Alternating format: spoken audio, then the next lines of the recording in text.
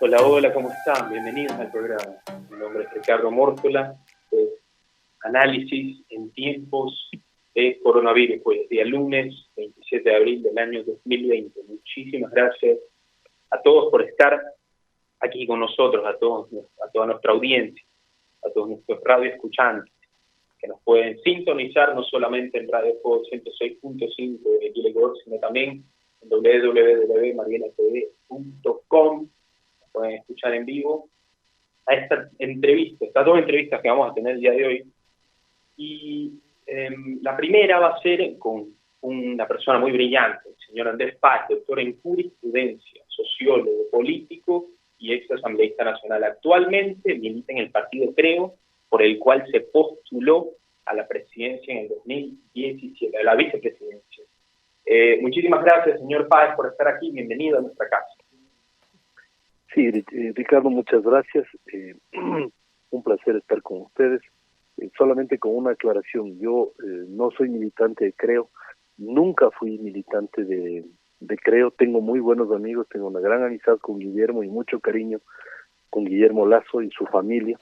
Nunca me afilié a ese movimiento, fui candidato a la vicepresidencia por Creo, pero no tengo militancia en ese movimiento, a pesar de que muchos de los que dirigen son amigos míos, no todos, pero conservo una grata y gran amistad con Guillermo Lasso.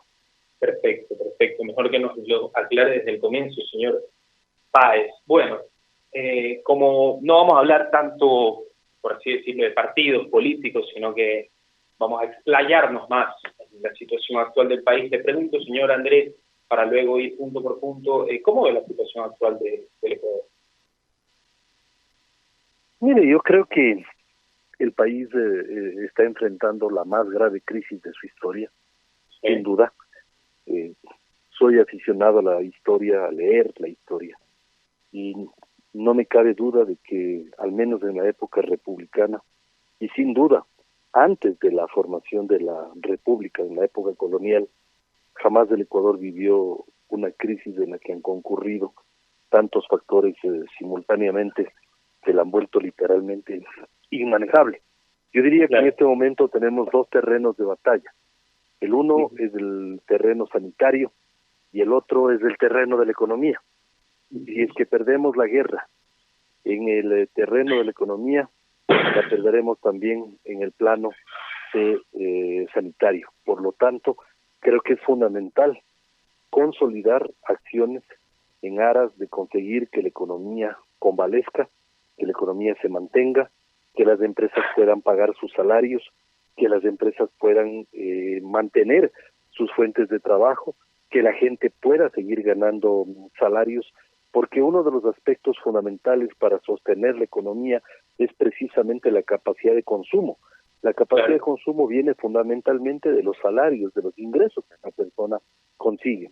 Y si es que se logran mantener los salarios y si se logra mantener los ingresos, la convalecencia de la economía será menos dolorosa de lo que podría ser si se siguen perdiendo miles de fuentes de trabajo, como por desgracia está sucediendo actualmente.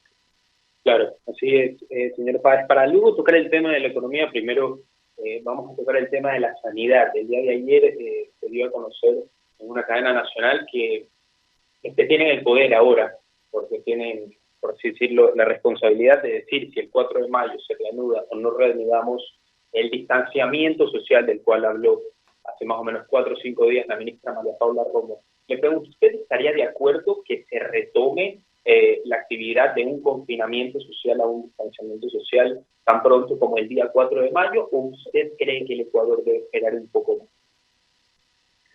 Yo creo que todavía el país tiene que esperar. Sí. Me parece que aquí en Quito, por ejemplo, tenemos una cifra que es muy preocupante, que se parece a las cifras que Guayaquil tuvo hace 3 semanas. Sí. Es decir, diariamente se duplica el número de contagiados. Eso significa de que en Quito la curva no se ha aplanado, más bien hay una tendencia a crecer de esa curva, y por supuesto estamos los quiteños muy preocupados porque desgraciadamente no todas las personas pueden quedarse en casa. Esa es una puntualización necesaria. porque una cosa es una persona que tiene arreglada su vida y que bueno, tiene sus ahorritos y bueno, como quiera puede superar una crisis quedándose en casa, y otra es la situación de aquellos que tienen que salir a parar la olla todos los días. Entonces, sí me parece que hay que marcar la diferencia entre uno y otro acontecimiento. Lo que nos conduce a pensar de que no siempre es fácil el salir y conseguir el pan de cada día en la calle. Para mucha gente eso es muy difícil, y por supuesto no podemos exigir a esas personas que se queden en casa, porque lo que esas personas nos dicen es, bueno, yo me quedo en casa y dígame cómo voy a parar la olla, o sea, Claro. de qué voy a comer. Claro. Entonces sí creo que hay que tener sensibilidad frente a esa situación en particular. Claro. Dicho esto, usted dice que deberíamos esperar un poco más, pero pregunto específicamente para las personas que ganan del día a día, ¿cuál es la solución para eso? Si aún no estamos preparados, dado a que el método sanitario aún no está completamente plasmado, preparado para contener esta crisis que nadie veía venir y que lamentablemente está haciendo barbaridades en nuestro país, ¿cómo hacemos con estas personas que viven del día a día? ¿Qué propone usted? La única salida para atender a estas personas es de darles raciones alimenticias, porque el rato en que estas personas reciban raciones alimenticias se van a quedar en su casa y pueden permanecer mientras tienen asegurado el pan de cada día. ¿De parte del gobierno, de parte de la alcaldía de su ciudad, de parte de cómo sería la repartición? Bueno, tendrían que haber una operación combinada. Mire, la parte logística de una operación tan compleja solamente la puede hacer de forma combinada la policía con las Fuerzas Armadas. Ellos son los únicos que están en capacidad de llegar hasta el último rincón del país. Y los recursos para eso, es decir, las raciones alimenticias tienen que venir de los consejos provinciales con cargo a su presupuesto, de los municipios también con cargo a su presupuesto, y de del gobierno central. Entonces, tiene que haber una combinación de esfuerzos para alcanzar a todas esas localidades. En la zona rural tienen competencia las prefecturas. Perfecto, entonces las prefecturas se encargan de esas zonas rurales con la ayuda del Estado. En las zonas urbanas tienen competencia los municipios. Perfecto, entonces en los cinturones de miseria especialmente, los municipios tienen que activar sus acciones para efectivamente conseguir ese propósito. Entonces, de esa manera se puede llegar con raciones alimenticias y así decir a la gente, mire, no hace falta que salga, le vamos a garantizar la comida, esperemos hasta que pase la pandemia y luego sale. Pero la gente dice, a ver, quédense en casa y nos quedamos aquí muriendo de hambre, pues prefiero salir a arriesgar en la calle, a contagiarme, pero no me voy a morir de hambre.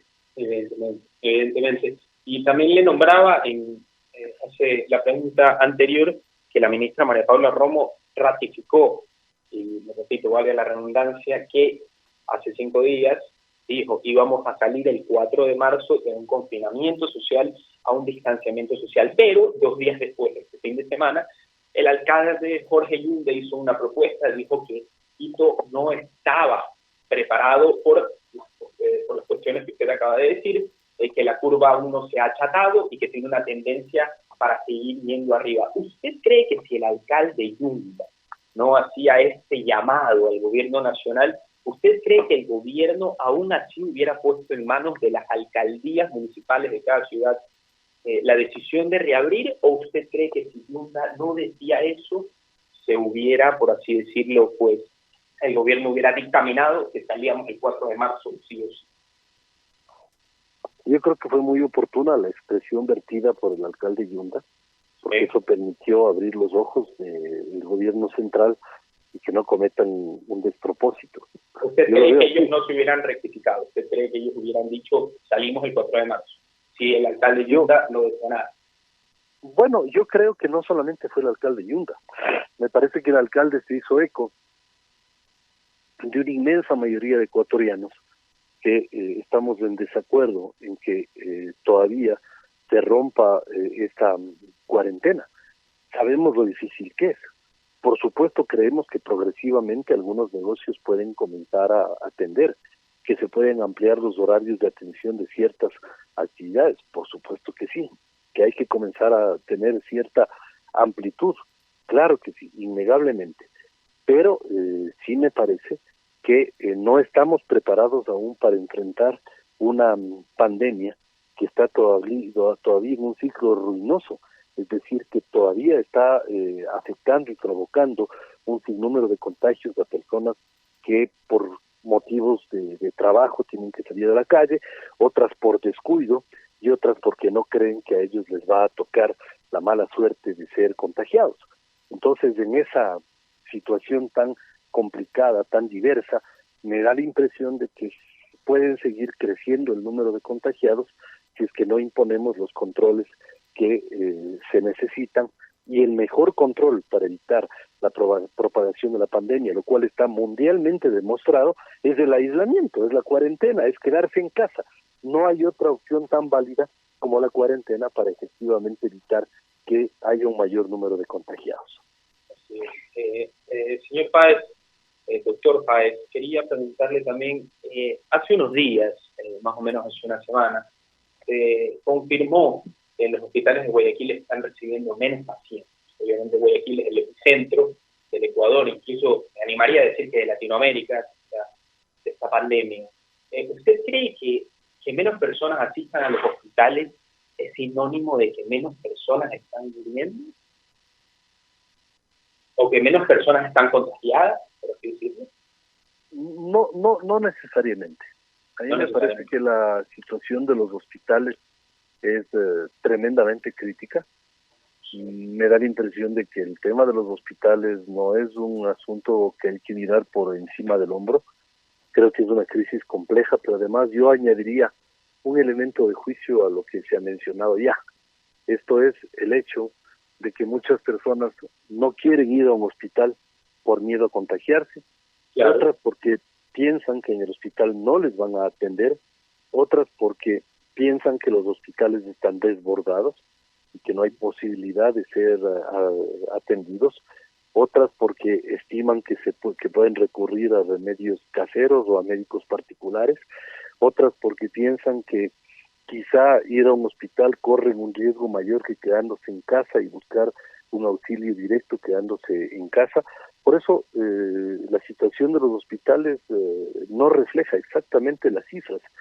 Me parece que la situación de los hospitales es caótica, pero me parece que es más caótica la cifra, porque no se están contabilizando a cientos de personas a las que no se les pone en su partida de función coronavirus, sino que les ponen insuficiencia respiratoria, paro cardíaco, neumonía y una serie de afecciones que sin duda están ligadas directamente al coronavirus. O sea, ¿usted cree que lo cambian arbitrariamente para que la cifra sea menor? Yo creo que en algunos casos lo hacen deliberadamente, no en todo. Yo no creo que hayan médicos que contribuyan a esto, sino por excepción. Pero da la impresión de que sí, efectivamente, hay una distorsión en las cifras porque no se reporta con exactitud el número de personas que, estando contagiadas y fallecen, lo hacen como consecuencia del coronavirus, sino que se aluden otro tipo de razones. Yo sí creo que ahí hay una distorsión y creo que esa distorsión tiene que ser oportunamente advertida, porque es una distorsión que puede hacer aparecer como que el impacto del coronavirus no ha sido tan grave. Sin embargo, yo estimo que el impacto del coronavirus en el Ecuador es tremendamente grave. De hecho, estamos en el puesto número 18 a nivel mundial y estamos en el puesto número 1 a nivel de América Latina, porque siempre el número de contagios hay que comparar con el tamaño de la población. Nosotros somos 17 millones de habitantes. El Brasil son 210 millones de habitantes. El Perú son 40 millones de habitantes. Colombia son 38 millones de habitantes. Chile es 31 millones de habitantes y Argentina es 36 millones de habitantes. Es decir, estamos realmente con 17 millones de habitantes a la cabeza de los contagios en la región. Si es que es así, y si tenemos un sistema sanitario que está colapsado, si tenemos cifras que no están siendo verificadas de manera apropiada, y si todavía tenemos un montón de gente que está saliendo a las calles y que muchas veces de forma irresponsable se expone al contagio, estamos, créanme, en un escenario absolutamente desfavorable. Por eso creo que la mayoría de personas pensamos que no es el momento de salir a las calles, todavía no es momento de romper la cuarentena, a pesar de todas las dificultades que eso entraña. La gente quiere salir, quiere tener una bocanada de oxígeno, bueno, eso es normal, pero pensemos en los graves daños que eso puede acarrear y las consecuencias terribles y nefastas que eso puede implicar si es que no cuidamos esta ola de contagios que se puede despertar. Sí, usted decía lo de que la gente al parecer no está cumpliendo correctamente con la cuarentena. La semana pasada estuvimos en este mismo programa con el sociólogo Stalin Poveda y hablaba de la, por así decirlo, de la indisciplina de la gente porque no cumple su cuarentena como es debido. Yo le pregunto, obviamente está el tema del gobierno, el tema de las cosas que se han hecho mal, de las cosas que no se han hecho, pero le pregunto, ¿usted cree que el ecuatoriano en nuestra sociedad tiene parte de culpa por lo que está pasando? Yo no creo que sea el momento de hallar culpables. Sin duda hay personas irresponsables que dicen, hasta se burlan del coronavirus. Resulta de que este virus ha afectado a personas de toda condición, de toda clase, de toda edad, de todo extracto, ha afectado especialmente a profesionales de la salud que han estado dando su contingente en hospitales y en centros médicos. Es decir, es un fenómeno tremendamente complicado de enfrentar y muchas personas no han entendido esa gravedad. Entonces eso ha provocado un grado de descuido que ha permitido que algunas personas sean contagiadas y claro, como los síntomas no aparecen inmediatamente, sino 14 días después o 17 o 21 días después, resulta que esas personas siguen haciendo una vida normal y mientras ellos piensan que están en la normalidad, están contagiando a un montón de otras personas. Por eso es que el número de contagiados se ha multiplicado de manera dramática en el Ecuador. En este momento todavía no sabemos quiénes son los que se contagiaron recientemente, porque mientras hay un mayor número de casos reportados de contagios, evidentemente también hay la posibilidad de que ese número de contagiados crezca de manera exponencial en todo el país.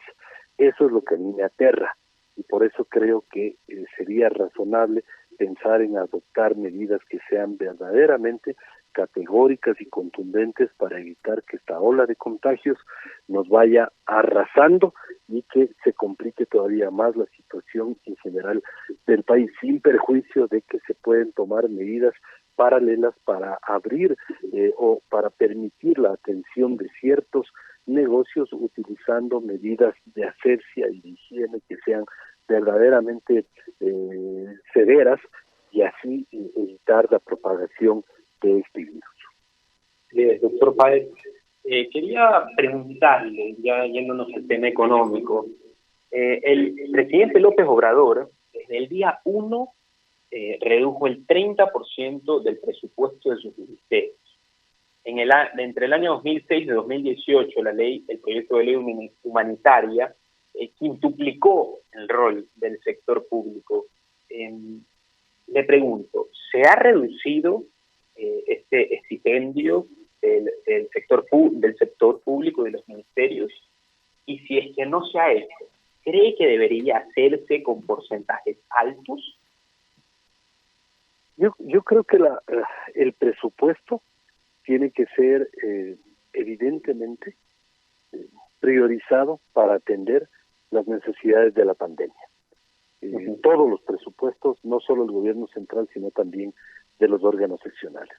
Y creo que tiene que haber un empeño mancomunado para que efectivamente todos esos presupuestos sean orientados de debida forma al objetivo fundamental, que es la atención de las personas afectadas por el coronavirus y la prevención de futuros contagios, sin perjuicio de postergar otras necesidades que evidentemente pueden ser postergadas.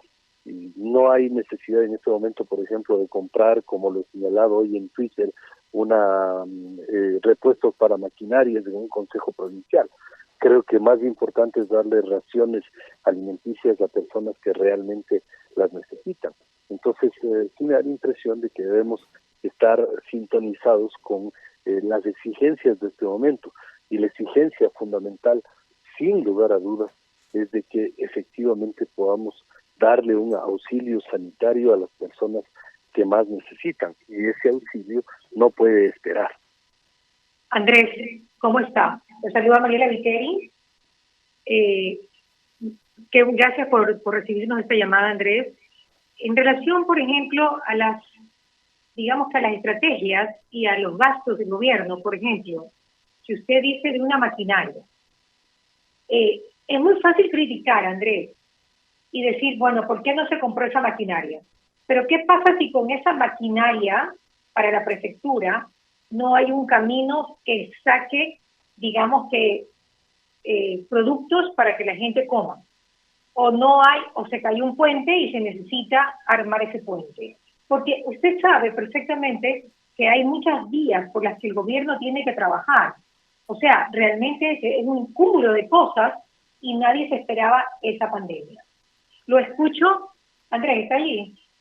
Sí, Mariela, muchas gracias. Un honor nuevamente poder saludar contigo. Coincido en que hay cosas excepcionales, como por ejemplo arreglar un camino o arreglar un puente. Sí, efectivamente. Y creo que cada consejo provincial tiene un porcentaje importante de su maquinaria operativa.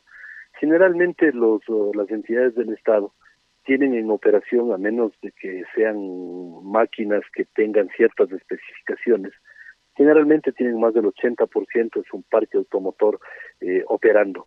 Y todos estos temas se pueden resolver destinando ese parque automotor precisamente a esas tareas que pueden facilitar el mantenimiento o la apertura de un camino o el arreglo de un puente o el arreglo de algún derrumbe o alguna situación que permita o sacar los productos o llevar un herido. En fin, se pueden hacer con el parque automotor con el que cuentan. Distinto es, por ejemplo, en el caso de la recolección de basura, en donde las máquinas dedicadas a la recolección de basuras por el uso intensivo suelen tener mayores desperfectos y mayor desgaste. Ahí el porcentaje, el parque automotor disponible se reduce, pero en general hay más del 80% que podría ser destinado. Claro, y coincido con esta observación, Mariela, en el sentido de que puede haber un grado de subjetividad, porque una autoridad puede decir, bueno, me cuestionan porque compro repuestos, pero resulta que solamente tengo 3 máquinas y quiero repuestos para poner operativa una máquina. Sí puede ser, pero me da la impresión de que eso tiene realmente un carácter excepcional. Lo que sí yo he cuestionado es, por ejemplo, ciertos contratos en temas que efectivamente no se necesitan realizar en este momento, no son urgentes. Los consejos provinciales, los municipios, el gobierno central tiene que destinar sus esfuerzos, por un lado, a la prevención de la pandemia, en segundo lugar, a curar los heridos y colaborar con el caos hospitalario para que se lo resuelva. Y en tercer lugar, y que es lo más importante, Mariela, es las raciones alimenticias. La gente se está muriendo de hambre. Y esa es la tarea más importante. Entonces yo sí creo que en este momento, si se van a comprar ciertos repuestos, es mejor comprar raciones alimenticias, porque de esa manera se está resolviendo el problema más apremiante de la gente. Y lo que yo he dicho es una idea que es perfectamente aplicable. El ejército y las fuerzas armadas, conforme le explicaba a Ricardo en esta misma entrevista, pueden hacer una operación combinada para ir hasta los campos, comprar todo lo que producen nuestros pequeños productores, nuestros campesinos, los indígenas de la sierra, eliminar las cadenas de intermediación, que ellos tengan una buena rentabilidad por lo que producen, llevar directamente esos productos a quienes más los necesitan, y el Estado se encarga de pagar precios razonables, mucho más baratos de lo que cuestan ordinariamente, con una ganancia más alta para los pequeños productores y con un beneficio directo para quienes reciben esas raciones alimenticias. ¿Se puede hacer eso, Mariela? Sí, se puede hacer. ¿Qué es lo que falta?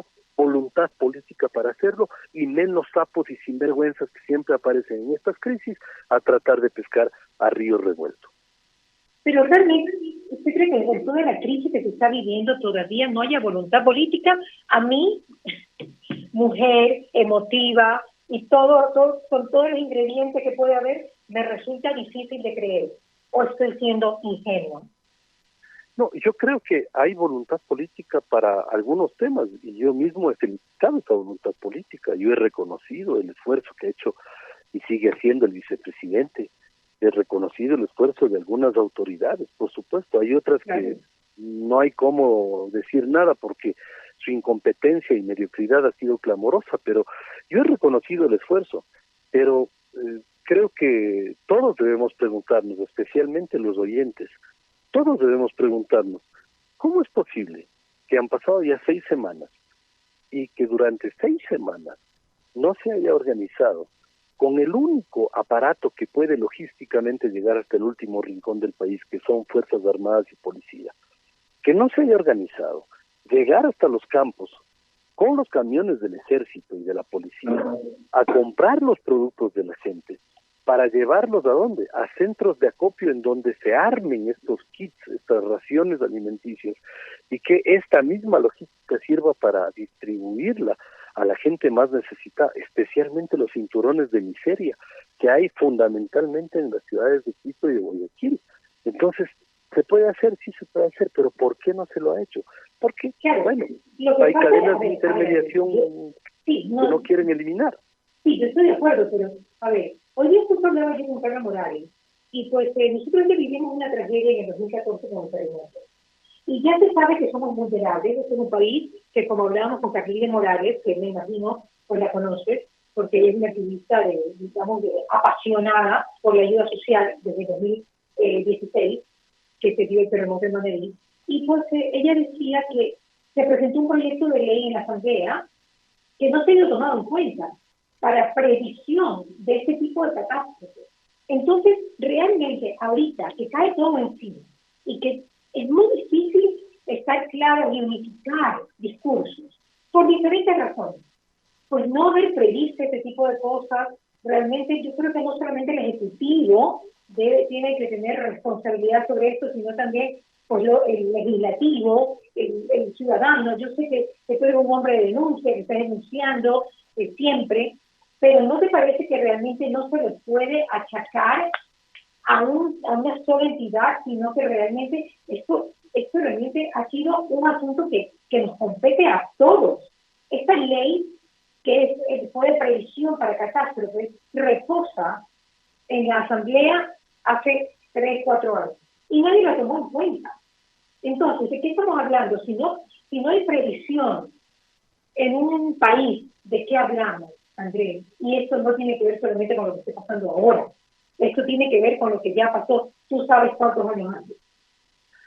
Yo estoy totalmente de acuerdo con eso y estoy totalmente de acuerdo con Carla Morales, que sin duda es la voz más autorizada que tiene el país en materia de ayuda social en medio de una tragedia.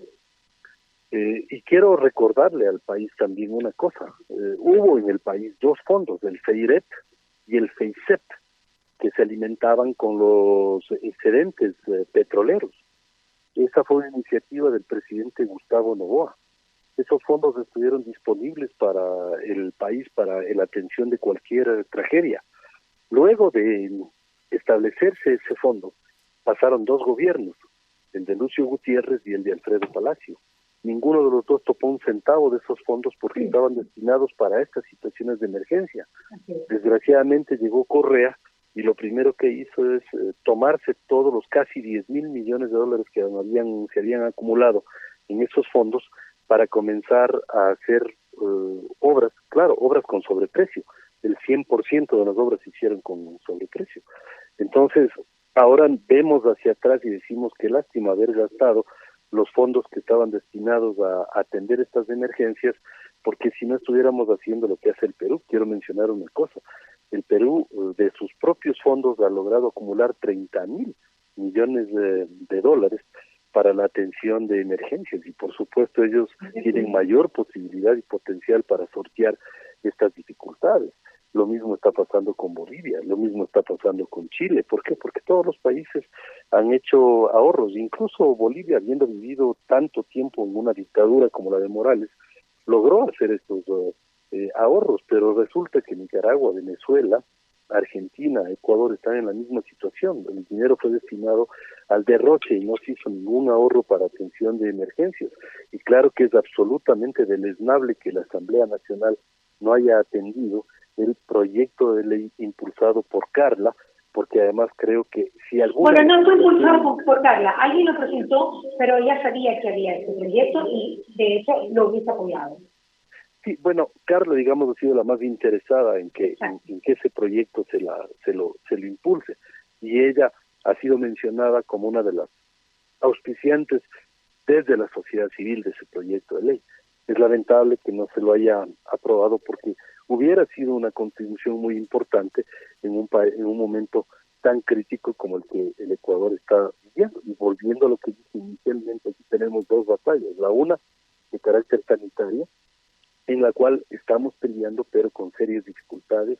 El sector hospitalario está desbordado, el sector salud es un caos, hay personas que se mueren en su casa, hay cadáveres que no se recogen, o sea, ya todo, la historia ya la sabemos, pero hay otro terreno en el que tenemos serias dificultades, que es el terreno económico, y si perdemos la batalla en el terreno económico, probablemente también se lo pierda en el terreno sanitario. Entonces hay que mantener un esfuerzo de todos los actores. Ahora yo sí quiero hacer un llamado, Mariela, a todos los actores de la política, sí, en el sentido de que vean, mañana podemos volver a pelearnos, pero hoy tenemos que estar unidos. O sea, hoy tenemos que estar unidos alrededor del interés del país. Mucha gente dice, te has hecho gobiernista. No. Yo he sido opositor a este gobierno. O sea, yo he sido opositor a este gobierno. Es más, este gobierno nos robó las elecciones de Guillermo Lazo y a mí. Pero ¿qué es lo que yo he dicho? Este es un momento del país. Este no es un momento de alimentar diferencias ni políticas, ni ideológicas, ni intereses electorales. Cero del Ecuador. Esta es la hora cero del Ecuador. Tenemos que ponernos todos la camiseta del país y decirles a mis adversarios de la política y a los amigos de la política, ¿saben qué?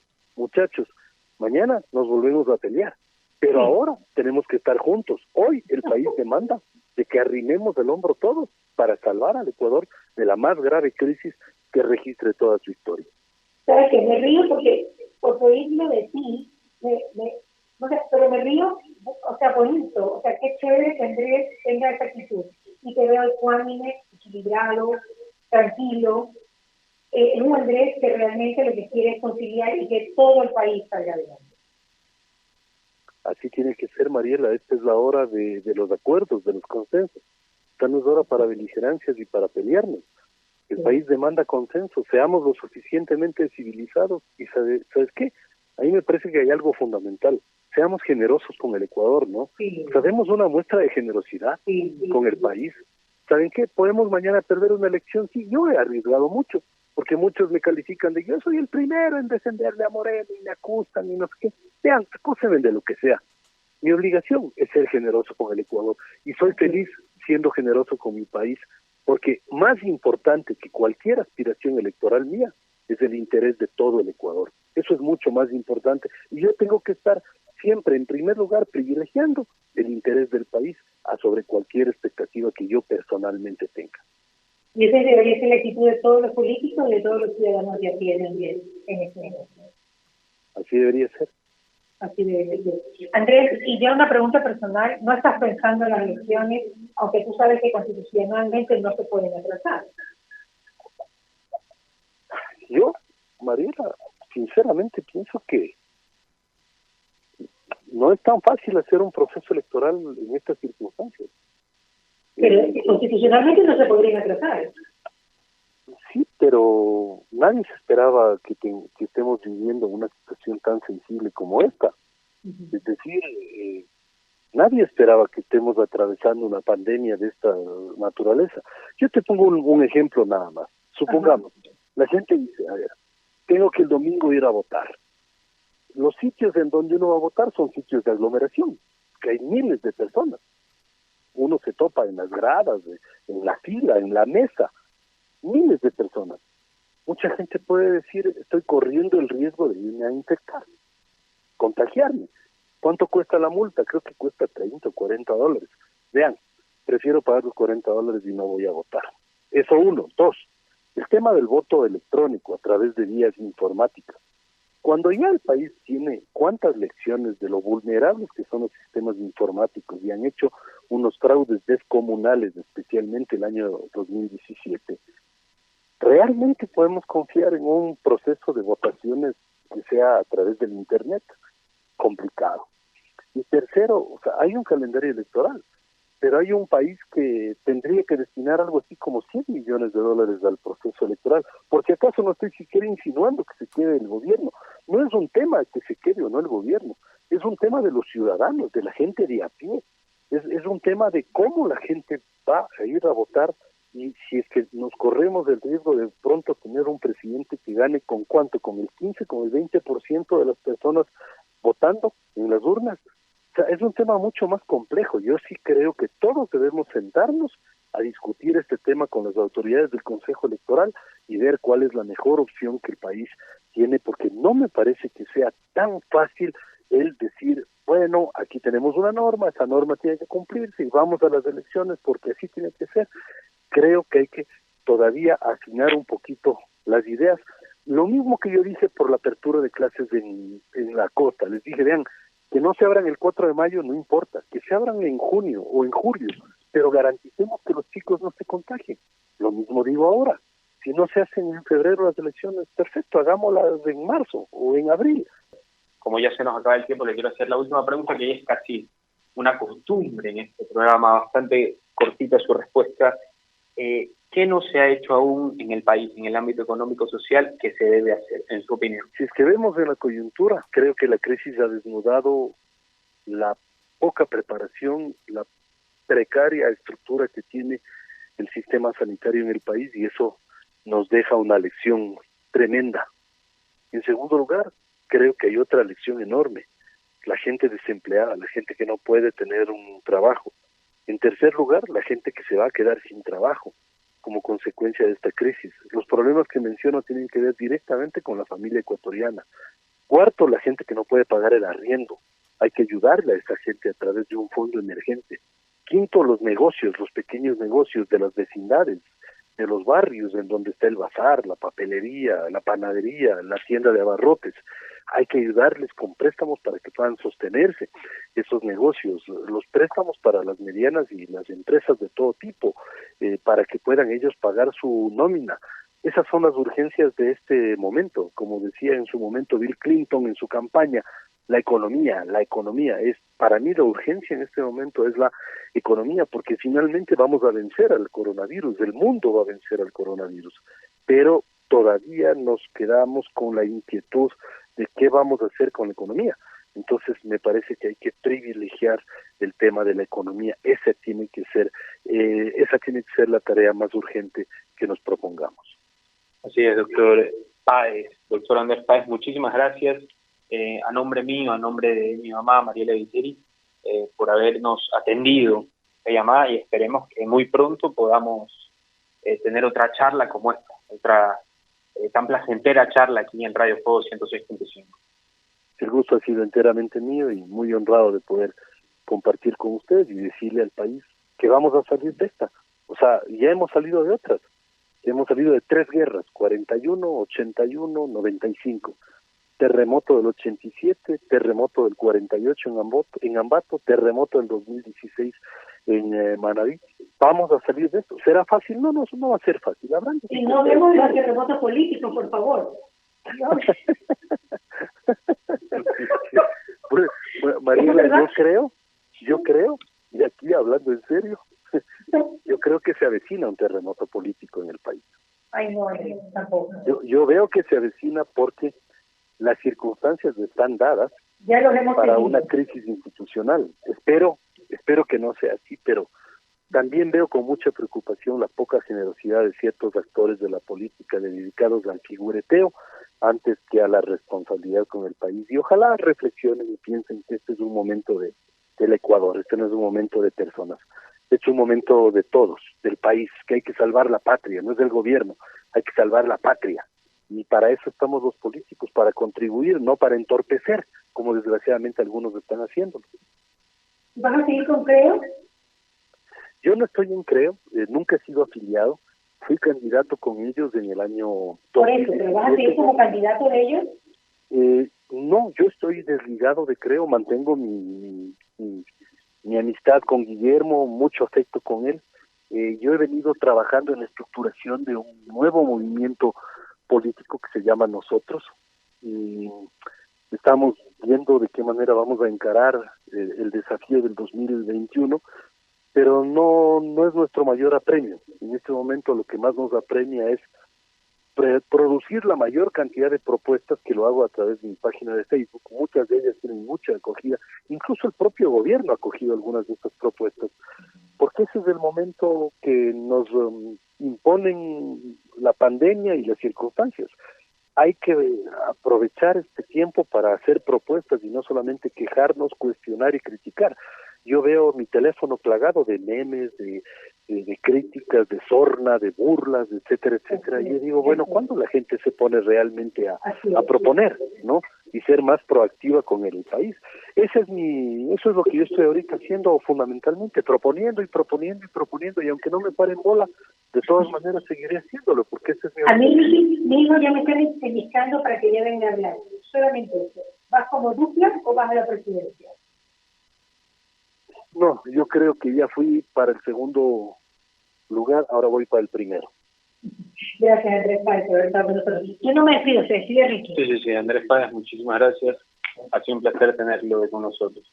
El gusto enteramente mío. Un abrazo. Saludos a todos ustedes.